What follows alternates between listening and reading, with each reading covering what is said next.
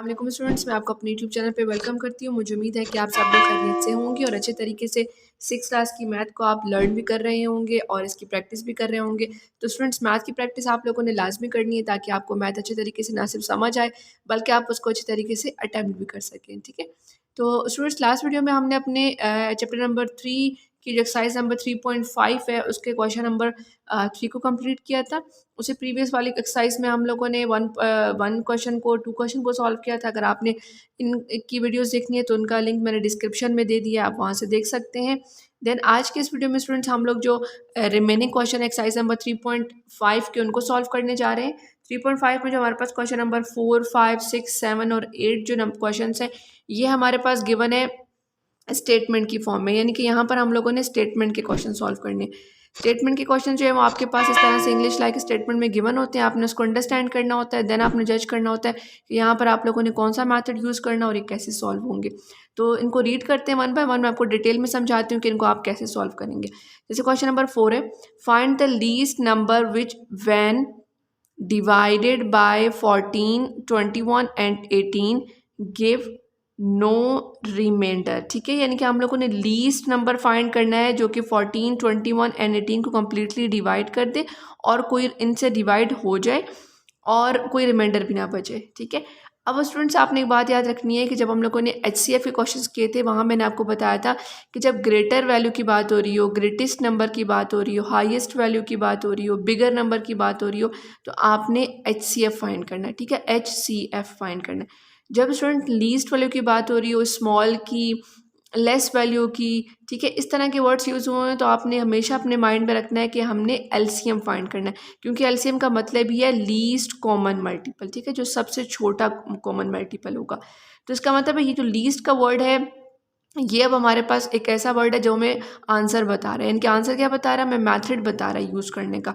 तो इसका मतलब है यहाँ पर हम लोगों ने जो है वो LCM यूज़ करना। अब अगर आप क्वेश्चन मैच करें HCF की और LCM के तो आपको दोनों सेम लगेंगे। वहाँ भी आपसे कहा जाएगा कि ऐसा नंबर फाइंड करें जो इन गिवन नंबर्स को कम्प्लीटली डिवाइड करा हो या इन गिवन नंबर से कम्प्लीटली डिवाइड हो रहा हो। ठीक है, तो वहाँ पर लिखा होगा फाइंड द ग्रेटेस्ट नंबर। तो ग्रेटेस्ट का वर्ड यूज़ हो जाएगा, दैट्स मीन कि हम लोगों ने HCF यूज़ करना है। अब लीस्ट का वर्ड है तो अब हम लोगों ने LCM यूज़ करना है। अब स्टूडेंट्स LCM के हमने 3 मैथड सीखे, by multiples method, by prime factorization method and by division method. लेकिन जो आपके पास स्टेटमेंट के क्वेश्चंस होंगे वहाँ पर मैं आपको रिकमेंड करूँगी कि आप लोग डिवीजन मैथड को यूज़ करें। ठीक है, जो हमारे पास ये वर्ड प्रॉब्लम क्वेश्चंस होते हैं इनको हम तीनों मैथड से कर सकते हैं। आंसर रॉन्ग नहीं आएगा, आंसर बिल्कुल ठीक आएगा, लेकिन मैं आपसे रिकमेंड करूँगी आप इसको डिवीजन मैथड से करें। एक तो ये डिवीजन मैथड ईजी होता है सॉल्व करने के लिए, ठीक है, और दूसरा स्टेटमेंट क्वेश्चंस में हमें चूंकि स्टेटमेंट भी लिखनी होती है और ऑटोमेटिकली थोड़ा लेंथी हो जाता है।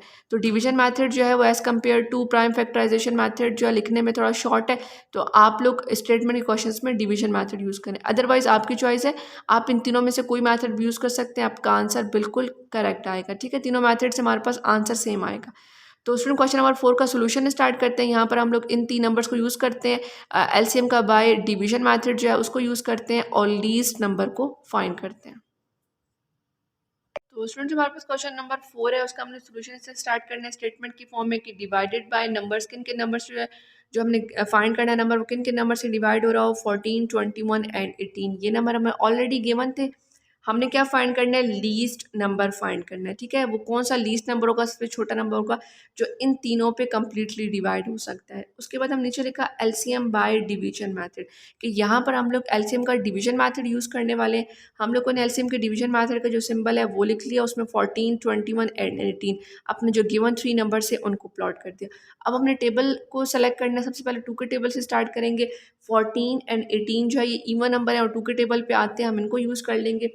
21 जो है वो 2 के टेबल पे नहीं आता, इसको हम एज इट इज़ नीचे उतार लेंगे। ठीक है, 2 7 14, 21 एज इट इज़ एंड 2 9 18। ठीक है, अब अगर आप यहाँ पर देखें तो 7, 21 एंड 9 ये तीनों ऑड नंबर हैं, 2 के टेबल पे नहीं आता, लेकिन 21 और 9 जो है 3 के टेबल पे आता है। 7 जो है वो 3 के टेबल पे नहीं आता, तो हम 21 और 9 के लिए 3 का टेबल यूज़ करेंगे। ठीक है, सबसे पहले स्मॉल टेबल से स्टार्ट करेंगे, देन हम बिगर पे मूव करेंगे। 7 एज इट इज़ नीचे, 3 7s are 21 and 3 3s are 9। ठीक है, अब हम दोबारा से 3 का टेबल यूज़ करेंगे इस 3 को ख़त्म करने के लिए। 3 लिखेंगे, ये दोनों जो 7 है ये नीचे हमारे पास एज इट इज़ आ जाएंगे and 3 1s are 3 and again 7 जो है वो सिर्फ और सिर्फ अपने टेबल पे आता है, तो यहाँ हम 7 लिखेंगे, 7 1 ज़ा 7, 7 1 ज़ा 7 और ये 1 एज इट इज़। अब नीचे 3 1 आ गया, दैट्स मीन कि कंप्लीट सॉल्व हो गया। अब हम यहाँ लिखेंगे लीस्ट नंबर इक्वल्स टू, यानी कि जो लीस्ट नंबर हमने फाइंड करना है हमने वही लिखा और उसके सामने इक्वल लिख दिया, ऊपर क्वेश्चन मार्क था, तो अब हमने उसका आंसर फाइंड करना है। और ये जो हमारे पास 4 आए हैं फैक्टर्स, इनको इनके सामने लिख कर मल्टीप्लाई कर देंगे इस तरह से। 2 2 को मल्टीप्लाई करेंगे, 2 3 ज़ा 6, 3 7 ज़ा 21। आप अपने रफर कॉलम में जाएंगे, 21 को 6 से मल्टीप्लाई कर लेंगे, 6 1 ज़ा 6, 6 2 ज़ा 12, तो हमारे पास आ गया 126। स्टूडेंट्स का मतलब है जो 126 है ये हमारा आंसर है और यही वो लीस्ट नंबर है जो इन तीनों नंबर्स पे कम्प्लीटली डिवाइड हो सकता है और कोई रिमाइंडर नहीं बचता। ठीक है, तो इसके सामने हम मेंशन कर देंगे आंसर। तो स्टूडेंट क्वेश्चन नंबर 4 जो हमारे पास सॉल्व हो गया, आप इसका आंसर सोल्यूशन नोट डाउन कर लें। इसके बाद हम लोग क्वेश्चन नंबर 5 को स्टार्ट करते हैं। क्वेश्चन नंबर 5 भी हमारे पास स्टेटमेंट का क्वेश्चन है। सबसे पहले इसकी स्टेटमेंट को रीड करेंगे, अंडरस्टैंड करेंगे कि यहाँ पर हम क्या फाइंड करने वाले हैं। तो अगर देखिए तो find the length of the shortest piece of string, कि हम लोगों ने लेंथ फाइंड करनी है शॉर्टेस्ट पीस ऑफ स्ट्रिंग की। स्ट्रिंग किसे कहते हैं, कोई रस्सी। ठीक है, that can be cut into equal lengths of 16, 20 centimetre and 24 centimetre. यानी कि हम लोगों ने एक ऐसी shortest piece of length find करनी है जिसको अगर हम 16 सेंटीमीटर में, 20 सेंटीमीटर में या 24 सेंटीमीटर में इक्वल पीसेस को कट डाउन करें तो कोई भी उसका जो पीस है स्ट्रिंग का वो बचना नहीं चाहिए। ठीक है, कोई रिमाइंडर पीस नहीं बचना चाहिए। यानी कि ऐसा रस्सी का हम लोगों ने टोटल सेंटीमीटर में उसका शॉर्टेस्ट फाइंड करना है, मेजरमेंट सेंटीमीटर में कैसा नंबर फाइंड करना है जिसको अगर 16 सेंटीमीटर के, 20 सेंटीमीटर के या 24 सेंटीमीटर के पीसेस में काटा जाए तो उसका कोई जो पीस है वो लेफ्ट ना बचे, वो बाकी ना बचे। ठीक है, तो हमने फाइंड क्या करनी है, लेंथ ऑफ शॉर्टेस्ट पीस। अभी देखिए स्टूडेंट्स, आपको यहाँ पर शॉर्टेस्ट का वर्ड नज़र आ रहा है। लीस्ट हो, शॉर्टेस्ट हो, स्मॉल हो, तो आपने समझ आना है कि यहाँ पर हम लोग एलसीएम फाइंड करने वाले हैं। ठीक है, तो इस वाले पार्ट में भी हम लोग एलसीएम फाइंड करेंगे, एलसीएम के डिवीजन मेथड से। तो उसका सोल्यूशन स्टार्ट करते हैं और ये जो शॉर्टेस्ट पीस ऑफ स्ट्रिंग है इसको फाइंड करते हैं। तो स्टूडेंट क्वेश्चन नंबर 5 हमने लिखा, उसके बाद solution. Then length of strings, जो हमें स्ट्रिंग्स की लेंथ गिवन है 16 centimetre, 20 centimetre and 24 centimetre. Length of the shortest piece, हमने लेंथ फाइंड करनी है शॉर्टेस्ट पीस की जिसके अंदर से हम 16, 20 या 24 सेंटीमीटर की स्ट्रिंग को कट डाउन करें तो हमारे पास कोई पीस रिमाइंडर ना बचे, कोई पीस बाकी ना बचे। तो हमने यहाँ लिखा एलसीएम बाय डिवीजन मेथड, और क्योंकि शॉर्टेस्ट के वर्ड्स हमें पता चला था हमने एलसीएम फाइंड करना है इस वाले पार्ट में। ठीक है, हम लोगों ने इनको लिख लिया तीनों नंबर्स को एलसीएम के डिवीजन मेथड के अकॉर्डिंग। अब तीनों को अगर आप देखें, इसके वंस में 6 है, इसके वंस में 0 है, इसके वंस में 4 है, तीनों इवन नंबर्स हैं। इसका मतलब तीनों 2 के टेबल पर डिवाइड हो सकते हैं। 2 8 ज़ा 16, 2 1 ज़ा 2, 0 एज इट इज़ नीचे, 2 1 ज़ा 2 एंड 2 2 ज़ा 4। ठीक है, अब देखें 8 10 12 तीनों अगेन इवन नंबर है, 2 के टेबल पे आते हैं, दोबारा 2 का टेबल लिखेंगे। 2 4 ज़ा 8, 2 5 ज़ा 10, 2 6 ज़ा 12। अब जो 4 और 6 है वो 2 के टेबल पे डिवाइड हो सकता है। 2 2 ज़ा 4, 5 एज इट इज़ नीचे, 2 3 ज़ा 6। ठीक है, और फिर 2 के टेबल से करेंगे तो 2 1 ज़ा 2, 5 नीचे आ जाएगा, 3 एज इट इज़ नीचे। सबसे पहले 3 को फिनिश करेंगे बिकॉज 3 सिर्फ और सिर्फ अपने टेबल पे आता है, तो यहाँ लिखेंगे 3, 5 एज इट इज़ नीचे, 3 1 ज़ा 3, 5 का टेबल यूज़ करेंगे, 5 1 ज़ा 5 और ये वाला भी 1 एज इट इज़ नीचे। ठीक है, तो ये हमारे पास कम्प्लीटली सॉल्व हो गया। अब हम लिखा था length of the shortest piece, अब यहाँ नीचे लिखेंगे जो हमने ऊपर स्टेटमेंट लिखी है जिसके आगे हमने क्वेश्चन मार्क लिखा है। ठीक है, length of the shortest piece equals to, आप चाहें तो इसके सामने भी लिख दें, स्पेस कम है तो आप नीचे भी लिख सकते हैं। अब ये सारे फैक्टर जो हमने फाइंड किए इनको लिख देंगे। 4 टाइम हमारे पास 2 है, 1 2 3 4, फिर 3 देन 5। अब इनको हम लोग आपस में मल्टीप्लाई कर लेंगे। आप चाहें तो 2 2 के पेयर्स बना के भी मल्टीप्लाई कर सकते हैं। 2 2 ज़ा 4, अगेन 2 2 ज़ा 4 एंड 3 5 ज़ा 15।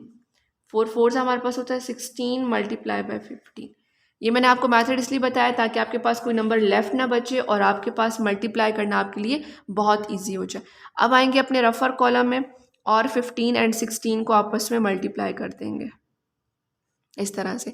5 6 ज़ा 30, 5 1 ज़ा 5, 3 ऐड करेंगे तो 8 आ जाएगा। 1 6 ज़ा 6, 1 1 ज़ा 1 ऐड करेंगे। 8 में अगर हम 6 ऐड करें तो 14 आता है, 1 कैरी, और इसका आंसर आ जाएगा 240। तो हम यहाँ लिख देंगे इक्वल्स टू 240 और ये आ गया हमारा answer. Length of shortest piece यानी कि टोटल जो लेंथ होगी उस पीस की वो कितनी होगी, 240 सेंटीमीटर, क्योंकि जब इसको इक्वल पार्ट्स में डिवाइड करेंगे यानी कि इसको इक्वल पार्ट्स में काटेंगे 16 सेंटीमीटर, 20 सेंटीमीटर, 24 सेंटीमीटर्स में, तो उसमें से कोई पार्ट भी जो है वो लेफ्ट नहीं बचेगा। ठीक है, तो स्टूडेंट क्वेश्चन नंबर 5 का आंसर था। मैं उम्मीद कर रही हूँ कि आपको अच्छे तरीके से समझ आ रहा होगा। और इसके बाद हम क्वेश्चन नंबर 6 स्टार्ट करते हैं। क्वेश्चन नंबर 6 भी हमारे पास स्टेटमेंट क्वेश्चन है, जिसकी स्टेटमेंट को रीड करके अंडरस्टैंड करते हैं। On a light house a red light flashes after 10 minutes. एक लाइट हाउस में जो रेड लाइट लगी हुई है वो फ्लैश होती है यानी कि ऑन होती है हर 10 मिनट के बाद। A green light after 12 minutes, 12 minute के बाद ग्रीन लाइट फ्लैश करती है। And a yellow light after 15 minute, 15 minute के बाद जो है वो येलो लाइट ऑन होती है। If they flash together at 9 PM, अगर वो तीनों की तीनों लाइटें जो हैं वो एक ही दफ़ा में इकट्ठे ऑन होती हैं 9 PM पे, 9 बजे। At what time will they flash together again, यानी कि अगर वो 9 बजे इकट्ठी एक टाइम पे ऑन होती हैं और उसके बाद फिर उनका टाइमर चल पड़ता है 10 मिनट का, 12 मिनट का और 15 मिनट का, तो हमसे पूछ रहे हैं कि नेक्स्ट टाइम वो दोबारा कितने बजे इकट्ठी ऑन होंगी। ठीक है, तो अब देखिए स्टूडेंट्स, यहाँ पर हम लोग इस वाले क्वेश्चन में क्या करने वाले हैं। If they flash together at 9 PM, then what will they flash together again, तो वो दोबारा कितने बजे जो है फ्लैश करेंगी, ऑन होंगी। ठीक है, तो इस क्वेश्चन में भी हम लोग एलसीएम यूज़ करेंगे, एलसीएम का डिवीजन मेथड यूज़ करने वाले हैं कि कम से कम मैक्सिमम को मिनिमम कितना टाइम लगेगा दोबारा ऑन होने में। ठीक है, तो उसके लिए हम लोग कैल्शियम का डिवीजन मेथड यूज़ करते हैं। उससे हमें पहले मिनट्स में टाइम फाइंड कर लेंगे और वहाँ से जो हमें टाइम मिलेगा उसके अकॉर्डिंग हम देख लेंगे कि अगर अभी ये 9 PM पे ऑन हुई है तो नेक्स्ट टाइम तीनों इकट्ठी कितने बजे ऑन होंगी। ठीक है, तो इसका सोल्यूशन स्टार्ट करते हैं। देन स्टूडेंट में क्वेश्चन नंबर 6 लिखा उसको सोल्यूशन। अब यहाँ पर हम लोगों ने लिखा red light flashes after 10 minute, इनकी रेड लाइट फ्लैश करती है after 10 minute, green light flashes after 12 minutes, yellow light flashes after 15 minutes. ये वो तीनों स्टेटमेंट थी जो हमें क्वेश्चन में गिवन थी, हमने वहीं से उसको लिख लिया। ठीक है, उसके बाद हमने फाइंड क्या करना है, light flash together next time after 9 PM, यानी कि अब हम लोगों ने यहाँ पर ये फाइंड करना है कि लाइट जो है दोबारा से इकट्ठी फ्लैश होंगी 9 PM के बाद, तो कौन सा टाइम होगा। ठीक है, 9 PM के बाद जब दोबारा से एक ही टाइम पे इकट्ठी ऑन होंगी तो उस टाइम पे क्या टाइम होगा, हम लोगों ने ये फाइंड करना है। तो हम लोगों ने एलसीएम का डिवीजन मेथड यूज़ करना है और सबसे पहले हम लोगों ने इन 3 नंबर्स की हेल्प से जो है वो मिनिमम जो टाइम है वो फाइंड कर लेना है, क्योंकि टाइम हमें इन्हीं की हेल्प से पता चलेगा। ठीक है, इनको हम लोगों ने एलसीएम के डिवीजन मेथड से सॉल्व करते हैं, वहाँ से हमें टाइम मिलेगा। 20 मिनट्स मिलते हैं, 30 मिनट मिलते हैं, 50 60 जो भी मिनट्स मिलेंगे उसी मिनट के हिसाब से हम 9 PM से आगे उन नंबर्स को, उन मिनट्स को ऐड कर देंगे, तो नेक्स्ट टाइम हमें 9 PM के बाद वाला पता चल जाएगा। ठीक है, तो स्टूडेंट्स मैं उम्मीद कर रही हूँ कि आपको स्टेटमेंट की समझ आ गई होगी। अब अपना सोल्यूशन स्टार्ट करते हैं। अब हम 2 के टेबल से स्टार्ट करेंगे, बिकॉज 2 के टेबल में 10 और 12 आता है जबकि 15 नहीं आता, तो एज इट इज़ नीचे आ जाएगा। तो 2 के टेबल से स्टार्ट किया, 2 5 ज़ा 10, 2 6 ज़ा 12, 15 एज इट इज़। 6 अभी भी 2 के टेबल पे आता है तो 2 का टेबल यूज़ करेंगे, 2 3 ज़ा 6 एंड 15 एज इट इज़। अब 3 और 15 जो है वो 3 के टेबल पे आते हैं, तो इनके लिए पहले 3 का टेबल यूज़ कर लेंगे। 3 1 ज़ा 3, 3 5 ज़ा 15। अब 2 5 आ गया हमारे पास जो कि सिर्फ और सिर्फ 5 के टेबल पे आते हैं, तो अब यहाँ पर 5 का टेबल यूज़ हो जाएगा। ठीक है, अब इसके मतलब है तकरीबन सारे फैक्टर्स हमारे पास बन चुके हैं। अब हम नीचे इनको मल्टीप्लाई कर लेते हैं। 2 multiplied by 2 multiplied by 3 multiplied by 15. 2 3s are 6, 3 5s are, 2 2s are 4, 3 5s are 15. और अगर हम लोग 15 को 4 से मल्टीप्लाई कर लें तो हमारे पास आ जाएगा 4 5s are 20, 4 1s are 4 और 2 ऐड करेंगे तो 60। ठीक है, तो ये आ गया 60 मिनट्स।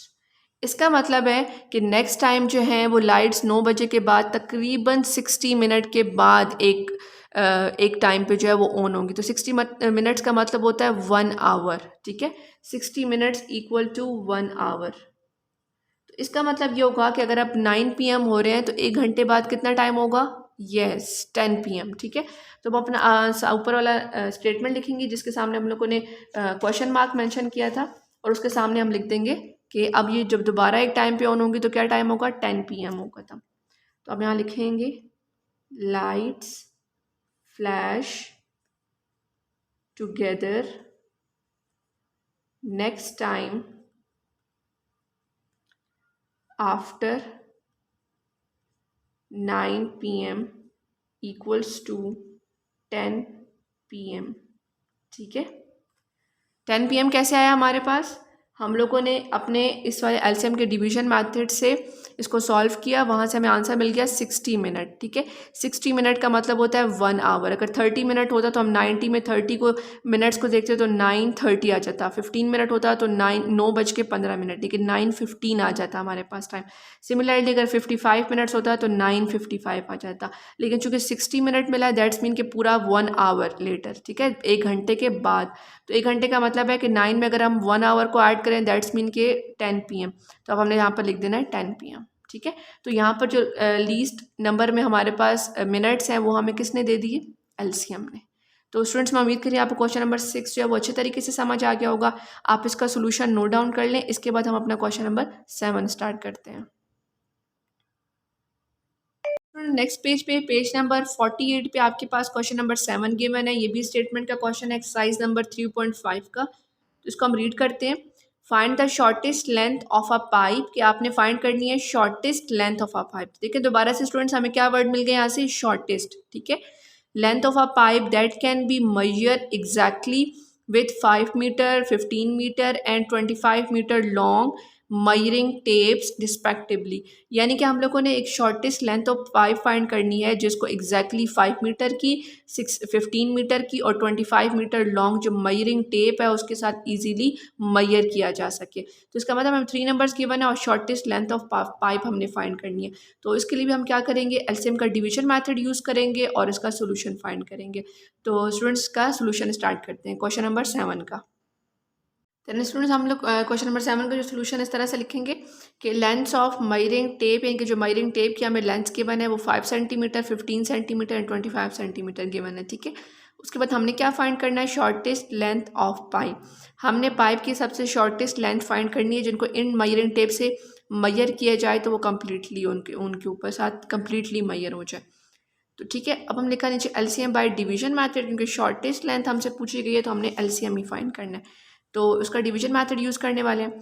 तो स्टूडेंट हमने नंबर लिख दिया डिवीजन मैथड के अंदर, तीनों नंबर्स को लिख लिया। अगर हम 15 देखें तो ये सिर्फ और सिर्फ 3 के टेबल पे आता है, बाकी 5 और 25 जो है वो सिर्फ और सिर्फ 5 के टेबल पे आते हैं। 3 के टेबल से स्टार्ट करेंगे, 3 5 ज़ा 15 और ये 25 और 5 एज इट इज़। अब ये तीनों नंबर सिर्फ और सिर्फ 5 के टेबल पे आते हैं, तो 5 के टेबल पे मूव करेंगे। 5 1 ज़ा 5, 5 1 ज़ा 5 एंड 5 5 ज़ा 25, और 5 सिर्फ और सिर्फ अपने टेबल पे आता है तो 5 1 ज़ा 5, ठीक है। तो इस तरह से ये कंप्लीट सॉल्व हो गया। अब हमने क्या लिखना है इसके सामने, shortest length of pipe, shortest length of pipe equals to, इसके सामने नंबर्स को लिख देंगे 3 मल्टीप्लाई बाय 5 मल्टीप्लाई बाय 5, 3 5 ज़ा 15 मल्टीप्लाई बाय 5।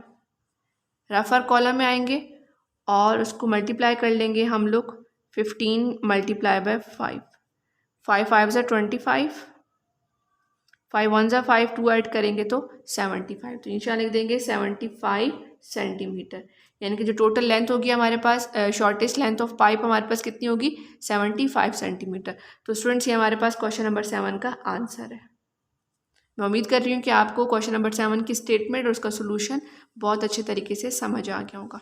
तो स्टूडेंट्स को अपने पास नोट डाउन कर लें। इसके बाद इस एक्सरसाइज का जो लास्ट क्वेश्चन है, क्वेश्चन नंबर 8, उसको स्टार्ट करते हैं। स्टूडेंट क्वेश्चन नंबर 8 को अगर हम देखें तो हमारे पास स्टेटमेंट गिवन है, इसको रीड करेंगे, अंडरस्टैंड करेंगे। सबसे पहले 3 bells ring at interval of 8 minutes 15 minutes and 25 minutes, यानी कि जो तीनों बेल जो है वो रिंग कर रही हैं। इंटरवल का मतलब है कि बारी बारी 8 मिनट पे एक बेल इंटरवल, एक बेल जो है ना वो रिंग होती है, 15 मिनट पे दूसरी, 25 मिनट्स पे तीसरी, ठीक है, रिस्पेक्टिवली का मतलब है साइड बाय साइड। फिर 8 मिनट के बाद ये वाली बजनी शुरू हो जाती है, 15 मिनट के बाद ये 25 मिनट्स के 24 मिनट्स के बाद थर्ड वाली। इफ़ दे रिंग टुगेदर, अगर वो तीनों की तीनों एक टाइम पे रिंग हो जाएं एट 3 PM, ठीक है, 3 बजे, 3 PM पे, at what time they will next ring together again. ये बिल्कुल वैसे ही क्वेश्चन जैसे हमने क्वेश्चन नंबर 6 को सॉल्व किया, ठीक है, कि हम लोगों को डिफरेंट जो बेल 3 बेल्स हैं उनकी डिफरेंट टाइमिंग ऑफ बता दिए किस किस टाइम पे कौन कौन सी बेल जो है वो रिंग होती है, 8 मिनट, 15 मिनट, 24 मिनट, ठीक है। अगर वो तीनों की तीनों एक टाइम पे इनकी 3 PM पे इकट्ठी रिंग होती हैं तो नेक्स्ट टाइम कितने बजे वो तीनों की तीनों बेल्स एक टाइम पर रिंग होंगी, ठीक है। हम लोग यहाँ पर एलसीएम का डिवीजन मेथड यूज़ करेंगे, उससे हमें मिनट्स मिल जाएंगे। उन मिनट्स को हम लोग इस 3 PM से आगे मतलब ऐड करेंगे, देख लेंगे हमें 60 मिनट मिलते हैं, 20 मिनट मिलते हैं, 30 मिनट मिलते हैं, जितने मिनट्स मिलेंगे उस हिसाब से हम 3 PM में उसको ऐड कर लेंगे और हमें पता चल जाएगा कि नेक्स्ट टाइम तीनों बेल किस टाइम पे है, कितने बजे जो है इकट्ठी रिंग होंगी, ठीक है। तो अब इसका आपको समझ आ गया इसकी स्टेटमेंट को, तो अब इसका सोल्यूशन स्टार्ट करते हैं। क्वेश्चन नंबर 8 का सोल्यूशन हम इस तरह से स्टार्ट करेंगे कि 3 bells ring at interval of 8, 15 and 24 minutes, ठीक है। Bell ring together after 3 PM, ठीक है, जो बेल्स हैं वो रिंग करेंगी टुगेदर आफ्टर 3 PM के बाद किस टाइम पे इकट्ठी जो है वो रिंग करेंगी। और उसके बाद नीचे हम लिखा एलसीएम बाय डिवीजन मैथड, ठीक है। हमने अपनी गिवन स्टेटमेंट लिखी और उसके बाद उसके नीचे हमने स्टेटमेंट लिखी जो हमने फाइंड करनी है और उसके बाद उसका सोल्यूशन फाइंड करेंगे। तो इनको डिवीजन मैथड के अकॉर्डिंग लिखा। 8 और 24 इवन नंबर है, 15 जो है वो ऑड नंबर है, 2 के टेबल पे नहीं आता, लेकिन 8 और 24 को हम 2 के टेबल पे सॉल्व करेंगे। 2 4 8, 15 एज इट इज़ नीचे, 2 1 2, 2 2 4, ठीक है।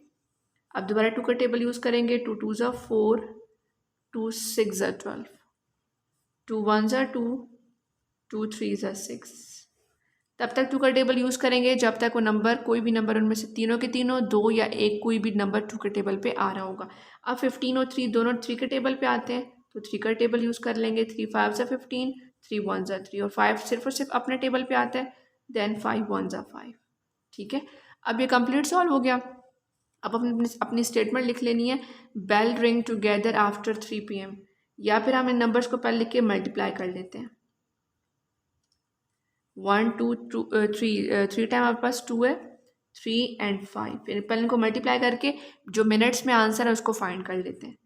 2 2 4, 2 3 6 एंड 5 एज इट इज नीचे, 2 6 24 मल्टीप्लाई बाय 5, ठीक है। रफ और कॉलम में आते हैं और 24 को मल्टीप्लाई कर लेते हैं 5 से। 5 4 20, 5 2 10, 10 में 2 ऐड करेंगे तो आ जाएगा हमारे पास 120 मिनट्स, ठीक है।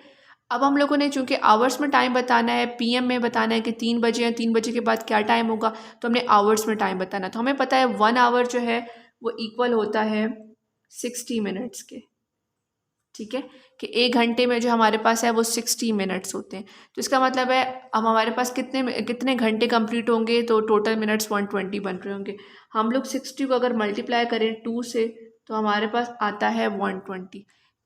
एक घंटे में अगर 60 मिनट होते हैं तो 60 अगर हमने 2 से मल्टीप्लाई किया तो 120। इसका मतलब है 2 घंटों में कितने मिनट्स होंगे, 2 hours is equal to 120 minutes.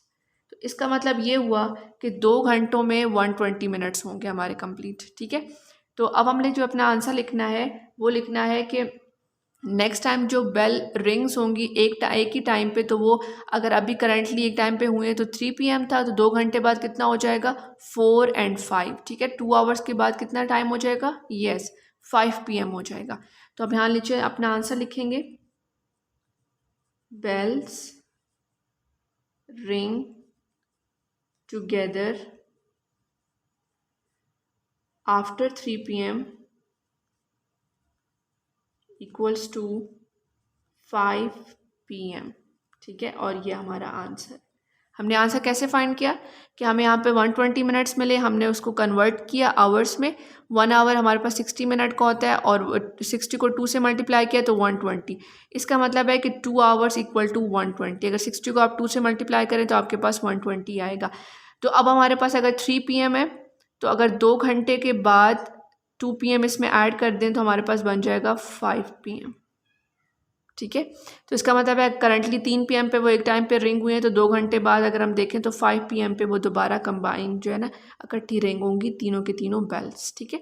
तो स्टूडेंट्स मैं उम्मीद कर रही हूँ कि आपको ये 8 क्वेश्चन का जो सोल्यूशन है ये बहुत अच्छे तरीके से समझ आ गया होगा। ना सिर्फ 8 का बल्कि 4 to 8 जितने भी पार्ट्स हमने किए हैं वर्ड प्रॉब्लम के क्वेश्चन के एक्सरसाइज नंबर 3.5 के वो आपको बहुत अच्छे तरीके से समझ आ गए होंगे। अगर आपको किसी क्वेश्चन के में कोई प्रॉब्लम होती है तो आप वीडियो को बैक करके उसको दोबारा देखें तो इंशाल्लाह आपको अच्छे तरीके से समझ आ जाएगी। अगर आपको फिर भी समझ नहीं आती तो आप कमेंट सेक्शन में मुझसे पूछ सकते हैं। तो स्टूडेंट्स नेक्स्ट वीडियो में इंशाल्लाह हम लोग अपने चैप्टर नंबर 3 की जो रिव्यू एक्सरसाइज है लास्ट एक्सरसाइज उसका सोल्यूशन स्टार्ट करेंगे। तो मेरे चैनल को सब्सक्राइब कर लें ताकि इस चैनल पर आने वाली लेटेस्ट वीडियो जो है आपके मैथ क्लास 6 की जो मैथ से रिलेटेड लेटेस्ट वीडियो आएंगे उनकी नोटिफिकेशन आपको टाइमली मिलती रहे। Thank you so much for watching. अपना बहुत ख्याल रखिएगा। अल्लाह हाफिज़।